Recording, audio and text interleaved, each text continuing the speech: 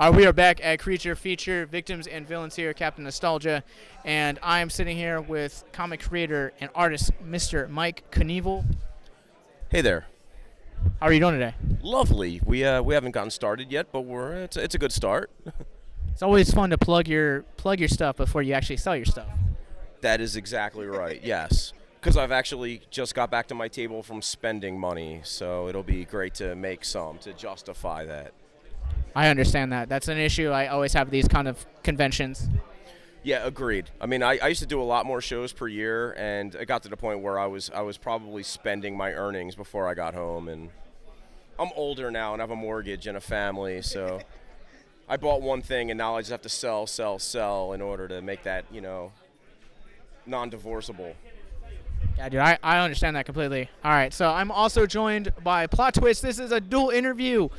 I'm also joined by Amanda Headlee. How are you doing tonight? I'm good. How are you doing? I'm well. Is this your first time here? No, this is my second year. Whoop, whoop.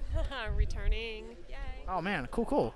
All right, so you are an author making novels and novella. Does this count as a novella? No, novel. It's a novel. So novelist. Cool.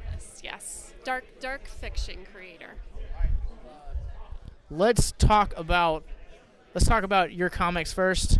How long you been? Tell us a little bit about the titles and how long you've been doing them. Got my start in the early 90s, and probably my first major big claim to fame is I did a zombie comic with Bill Heinzman, who was the first zombie you ever see in the movie Night of the Living Dead. He wrote it and I drew it, and we did a limited run of it. And it really jump-started things for me, which was great, and from there I've just been locked into horror comics, which I have no problem with. It's my wheelhouse. I've worked on a bunch of anthologies, short stories in comics, Tales from the Crypt style, EC style, and then, full lengths. We just relaunched. We had a real popular book in the early 2000s called Gory Laurie, and we left Laurie behind for a couple years, but we're relaunching her this summer in a new book called Sick and Twisted. And that's me and Joseph Monks, who was the co-creator of Cry for Dawn. And so that's what I'm here promoting, that, and I'm also a part of the crew from Michael Graves, who used to be the singer of the Misfits. And when I'm not here, I'm touring with him and hanging out with him, and I do a bunch of art for him and anything. I'm a Swiss Army knife when it comes to that band. So that's basically what I'm here. I'm here to spread the great name of Michael Graves and also peddle some nasty comic books that would have upset Frederick Wortham when he was writing Seduction of the Innocent. So I have to plug this because I co-host a podcast about Nicolas Cage, Okay. and my co-host for that is big into that scene and loves the Misfits. So I think he might be slightly jealous. Well, that's good. Yeah, come back tomorrow. I'll have my acoustic guitar here, and I'll just randomly play the whole Misfits catalog since I'm off. There's not a tour happening right now. That tour kicks back up in September. So I'm just jumping on the convention circuit, but listen, I'll bring my guitar and we'll do some Misfits acoustic kumbaya behind the table, and you'll really piss off your co-host. Maybe we get that as like an exclusive for us. Yeah, exactly. Listen, I mean, you're doing me this solid, so yeah, I could probably get back in music mode for an afternoon. All right, and switching gears to you, Amanda, you have two books that you're selling here. One is kind of First novel, my debut novel. This is my debut novel, Till We Become Monsters. It released last year in June. If you like stories about family dysfunction, cannibalism, and folklore, this is your kind of story. Everyone seems to enjoy it, and they get really creeped out and grossed out by it, so it makes me happy. I'm not intimidated by this book. This book sounds amazing. I'm intimidated by the size of this book. Oh, that's an anthology collection that I have one short story in, so I'm just liquidating my stock of that one. Fair, I understand that. So I have to ask because I also realize like some parallels in my own stories when I'm like watching like family themed horror. Any biographical nature? Not really. Like, it's about sibling rivalry and kind of like what happens when it's left unchecked into adulthood, the consequences that come of it. It's not biographical. I know I had a sister growing up. Siblings fight, so I think some of that childhood fighting between siblings. I drew a little bit from that, but not much. I tried to keep my family out of it. All right, well, here's a question for both of you guys. So, if you guys are listening to this, you guys can also check this out on our YouTube page as well. But for listeners right now, what horror movie would you say is closest to your content?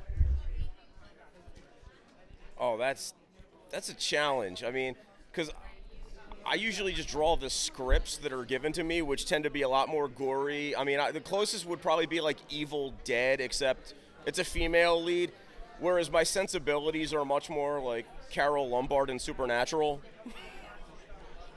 Well, I mean, 2013 gave us a female-led Evil Dead, so... Yes, that's exactly right. All right, and you, Amanda? Movies that are kind of akin to what this would be. I guess probably one of the most recent movies would be Antlers. It doesn't quite have like the vicious sibling rivalry, but there is a kind of a familial bond in that movie. But maybe the monsters kind of share some aspects. All right. Well, before we plug social media, let's do a sudden death battle. Are you guys ready? Not really, but let's do it. That's why sudden death. All right. So Terrifier 2 releases in a couple of weeks, and who wins in a battle between Pennywise or Art the Clown? Pennywise. All right. Pennywise, definitely. Well, you heard it here first. We have 2 for Pennywise, and listen, there's no offense meant. I mean, basically at the end of spoiler alert for anyone who's never read Stephen King. I mean, he basically turns out to be like Cthulhu at the end. I mean, that's slightly beyond just demonic clown. That kind of like broke my brain the first time I read that book. I was like, this is so different than what I was promised. Giant space turtles fighting Cthulhu clowns. Yeah, like, I mean, listen, I'm not picking favorites. I'm really not, but they basically turned him into an old one by the end of the book. That's fair. Do you have any defense for Pennywise? He took my words right out of my mouth because, that's why I'm a huge Pennywise fan. I mean, I terrified of clowns and I love Cthulhu, so, it's a little mashup there, but that was literally what I was going to say. Thanks, Mike. I appreciate that. And space turtles. Well, one of the things that we always like to engage in when we do these conventions is specifically talk about mental health, because we believe that the more we talk about it, the more it deconstructs the stigma surrounding mental health. And yours is really interesting, talking about sibling rivalry. Can you guys talk about how there's like mental health is woven into your book? Yeah, and actually there is a portion of my book that takes place in an asylum because this one child does get committed for some actions that kind of occurred leading up to it. And I do play a lot on abuse and children who are kind of going through the mentality of not being understood and constantly kind of getting pushed aside and what that does to them, and which kind of unfortunately leads this child to being put into asylum for a little bit. So it is definitely it's very psychological. Like to hear that. Same question. Talk about the mental health in your books. I would love to say there's some sort of silver lining, but generally the writers I work with are like, how can we upset people? I mean, it happens to the best of us. It's true. I mean, listen, it's something I'm personally very concerned about and and invested in, which is why I've turned down scripts that I thought were way too visceral, because this entire scene at every level, whether you're talking about people who are selling paper products or selling masks or selling toys, it absolutely is a magnet to a very specific group of people, and I am hyper aware of that, in terms of not wanting to trigger things or maybe be demonstrative of things that would seem like I'm doing them for the sake of entertainment value. whereas they're actually a walking crisis for some people who are in this audience. Yeah, absolutely. I like horror for me for like when I first got into it was like a magnet for like my anger, my aggression, and realized kind of how unhealthy that was, and had to spend several years away from the genre, and kind of now am just starting to get back into it. Yeah, I mean, I started as a teenager. I got my first paying comic job while I was still in high school, and I mean, I was beyond angry, but I really ended up having therapy through it because a lot of the background characters that started getting mutilated looked an awful lot like people I was mad at, and through that, all of a sudden, I was able to just let it go, you know? I mean, I took it all out with pen and ink. Yeah, I get that, man, 100%. So thank you for sharing a little bit of your past. All right, well, let's jump into, this is the question. Anyone watching this right now, anyone that is like, you know what? I want to check out this book. I want to check out these comics. Where can people find you guys online? I'm at Instagram and Twitter at Amanda Headlee, Facebook at author Amanda Headlee, and my website's amandaheadlee.com. Simple enough. Hers is real simple because she doesn't have a Polish last name, so I have to do spelling. I have a website. It's Mike Koneful, which is MikeKoneful.com, MikeKoneful.com, or Instagram.com/Mike Koneful, again, Koneful, for that otherwise impossible last name.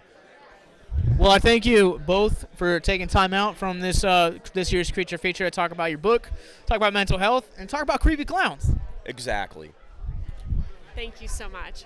All right, well, you guys check the links in the show notes below and pick up the comics, pick up the books. We'll come out with you guys with more coverage.